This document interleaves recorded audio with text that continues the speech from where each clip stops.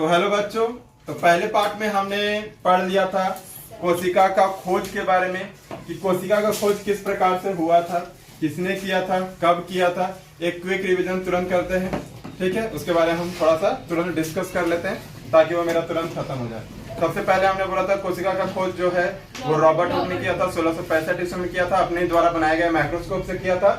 और कहाँ से किया था? पेड़ की छाल से किया था, ठीक। ये पहली बात हमने कर ली थी। दूसरा, जीवित कोशिका का खोज एंटोन वन लीवेनहॉक ने किया था, 1674 ईस्वी में किया था।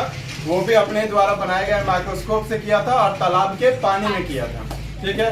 और बैक्टीरिया का खोज का श्रेय भी एंटोन वन लीवेनहॉक को ही जाता है। तो ये हमने खोज के बारे में बात कर ली। अब हम लोग डायरेक्ट घुसते हैं कोशिका के अंदर।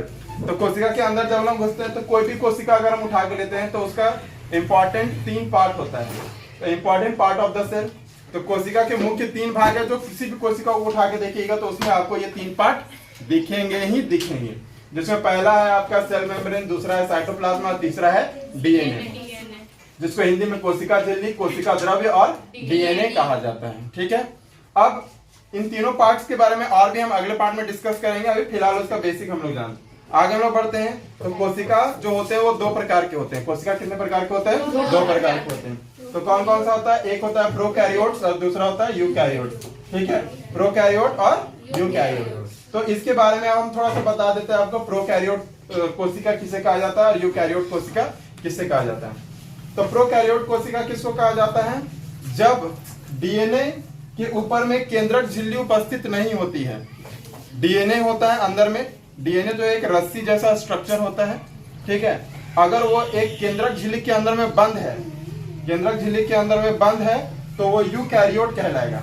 अगर वो केंद्रक झिल्ली के अंदर में बंद नहीं है तो उसको हम लोग प्रोकैरियोट कहेंगे, ठीक है। सिंपली हम कह सकते हैं कि जिसके अंदर केंद्रक पाया जाता है, वैसी कोशिकाएं जिसके अंदर में केंद्रक पाया जाता है, न्यूक्लियस पाया जाता है, वैसी कोशिकाओं को हम लोग यूकैरियोट कहते हैं। और वैसी कोशिकाएं जिसके अंदर केंद्रक नहीं पाया जाता, यानी डीएनए ऐसे ही उपस्थित होता है, उसको हम लोग प्रोकैरियोट कहते हैं, ठीक। अब प्रोकैरियोट जो होता है वो साइज में छोटा होता है और यूकैरियोट कोशिका का साइज जो होता है वो बड़ा होता है। यूकैरियोट कोशिका हम लोग जैसे जीव जंतु, बड़े बड़े जो कॉम्प्लेक्स जीव जंतु होते हैं उसमें पाया जाता है आप लोगों का यूकैरियोट, ठीक है। प्रोकैरियोट कोशिका जो होता है वह बहुत ही छोटे छोटे जीव जंतु में पाया जाता है, जैसे बैक्टीरिया वगैरह में आपका क्या पाया जाता है? प्रोकैरियोट जैसी कोशिकाएं पाई जाती है। यानी बैक्टीरिया की कोशिका को आप प्रोकैरियोट कोशिका कह सकते हैं। आज का यहीं पे रखते हैं। बाकी अगले क्लास में हम ये जानेंगे कि इसके अंदर वाले भागों के बारे में हम पूरा डिस्कस करेंगे, ठीक है। कोशिका के अंदर में क्या क्या पार्ट्स